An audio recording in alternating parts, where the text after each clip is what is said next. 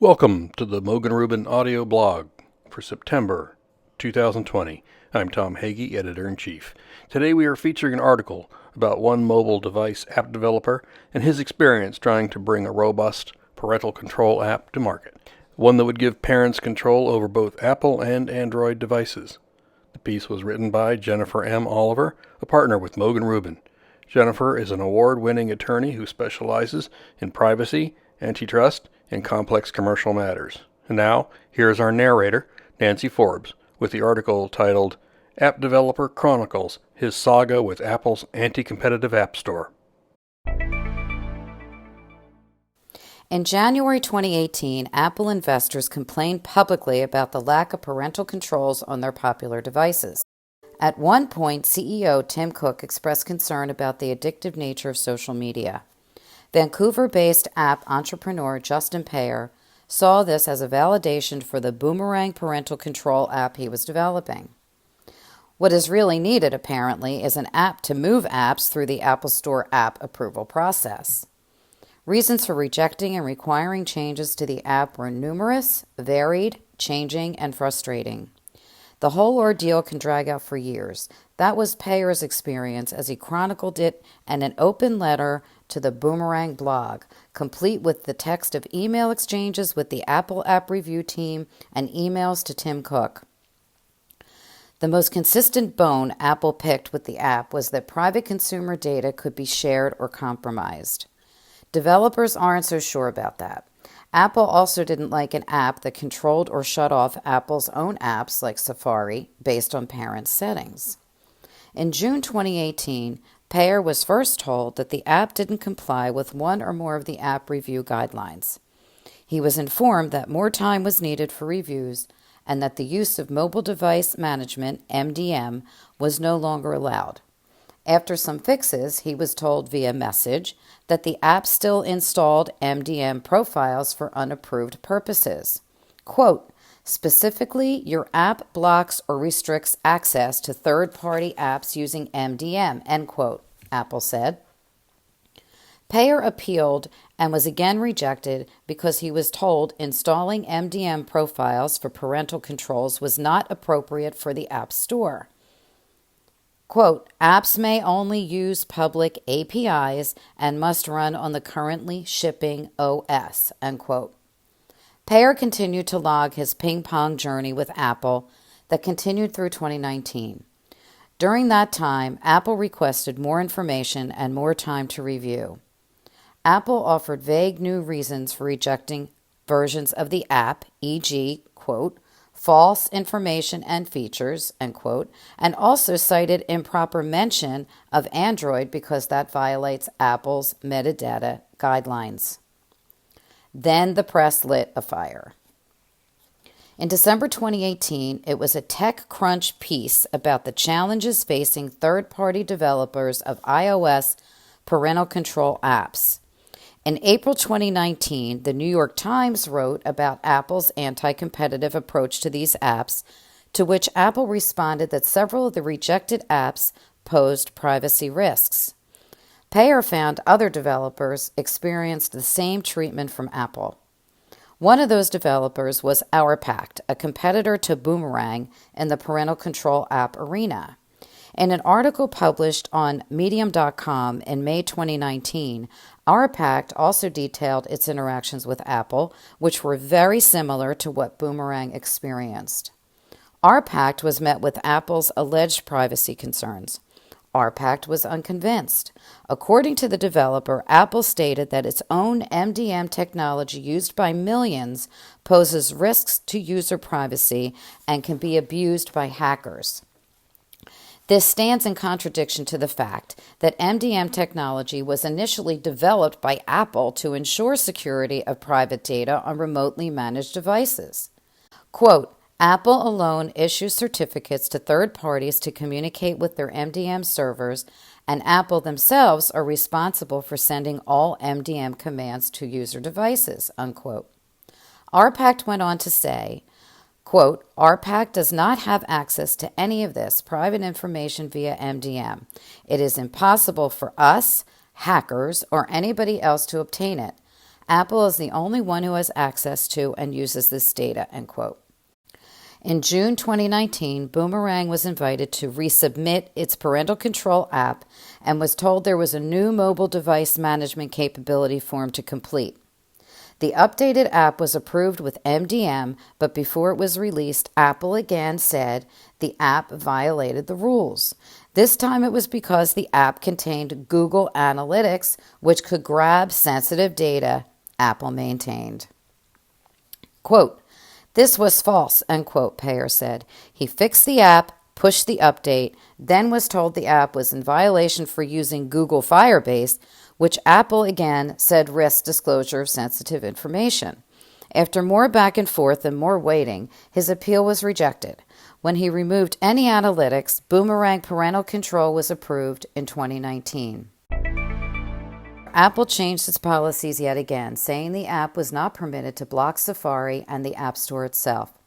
Apple was requiring, quote, supervised mode, end quote, used by governments and large organizations, but the app timed out these applications based on parental controls or when parents wanted the only browser on their kids' phones to be the spin-safe browser. The Boomerang app no longer has these features. Today, Payer says that parents are not aware that iOS includes screen time features because it's buried in the device settings. Parents still have a mix of devices in their families, of course. Quote, Apple has shown that they will change their minds if there is negative press about them. These are some of the reasons why we continue to recommend Android devices for your kid's first smartphone, and you can still control them from your iPhone. Any way you slice it, Apple continues to be anti-competitive, Payer wrote. You might think it would be unwise for the owner of a small business to come out so vehemently against such a dominant player. So many developers count on their Apple relationship and the broad distribution it offers through its monopoly on apps to generate revenue. When it comes to Payer, he told the MoginRubin blog that he figures he has little to lose since he has turned his attention to Android and only updates his existing Apple apps. Quote, they neutered our app through all their guideline changes, end quote, he said. Quote, and people, parents, are unhappy and they can't access on their iPhones the same or similar features that we offer on Android, end quote. Quote, there are a lot of app developers and they are not multi-million businesses, end quote, Payer told us. Quote, we provide these apps to do good. That was the biggest frustration. Apple labeled us as bad players with their user privacy angle. That rubbed me the wrong way. At no point did we create our service to mine and sell user data. We used Apple's own technology, not ours, that's used across the world. We get creative to create parental controls. They weren't being upfront. One of the most beloved companies in the world. The people at RPAC also addressed the David and Goliath nature of the playing field. They said they respect Apple, quote, as one of the most beloved companies in the world, end quote, but they, quote, made a mistake, end quote, and, quote, sometimes truth has to be spoken to power, end quote, RPAC wrote. Quote, given that there are no privacy issues with properly vetted MDM apps like RPAC being on the App Store, we humbly request that we are reinstated and allowed to continue providing our million users with the service they love and depend on. If Apple truly believes that parents should have tools to manage their children's device usage and are committed to providing a competitive, innovative app ecosystem, then they will also provide open APIs for developers to utilize, end quote. Boomerang and RPAC are part of a group of developers who are calling for a Screen Time API, a cross-platform API that would allow developers to provide apps that monitor and control time spent on devices. Quote, it aims to provide a generic API that can be used for a wide range of use cases, from personal health to remote parental controls to social media monitoring. It also aims to do so in a way that is respectful of the device owner's privacy by not providing more information than is necessary and using the platform's permission system to access data, end quote. The document they published shows how the API would look for iOS, macOS, and tvOS. Global concern. Apple's management of its store hasn't just raised concern in the U.S. The European Commission recently began investigating whether Apple is fairly applying its rules. The investigations follow separate complaints by Spotify and by an ebook audiobook distributor on the impact of the App Store rules on competition in music streaming and ebooks audiobooks. Marguerite Vestager, the EC's competition policy chief, said, quote, Apple sets the rules for the distribution of apps to users of iPhones and iPads. It appears that Apple obtained a gatekeeper role when it comes to the distribution of apps and content to users of Apple's popular devices. We need to ensure that the Apple's rules do not distort competition in markets where Apple is competing with the other app developers, end quote.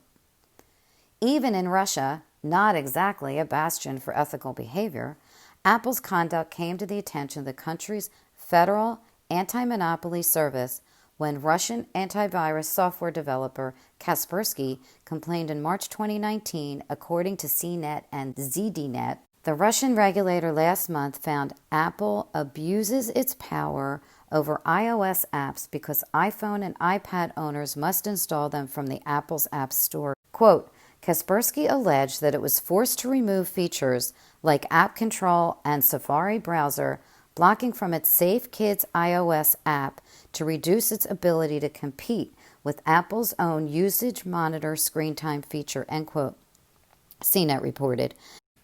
The irony of a Russian agency charging anyone with abusing power shouldn't be lost on anyone. Back in the USA, the Washington Post published an article last year titled, How Apple Uses Its App Store to Copy the Best Ideas. In it, the paper wrote, quote, Developers have come to accept that without warning, Apple can make their work obsolete by announcing a new app or feature that uses or incorporates their ideas. Some apps have simply buckled under the pressure, in some cases shutting down. Asked about this article, Payer told us in an email, quote, the tough part is that apps are making money. Apple copies them and offers the same or similar functionality for free built into their platform. It's tough to compete with good enough, end quote. It's especially tough when you're developing apps on your own dime and can't predict the changing rules of the game. That brings us to the end of today's audio post. It was brought to you by MoginRubin. Antitrust and competition specialization, deep litigation experience, sophisticated economic and business acumen, relentless advocacy. For more information, news, and updates, visit the firm at MoginRubin.com.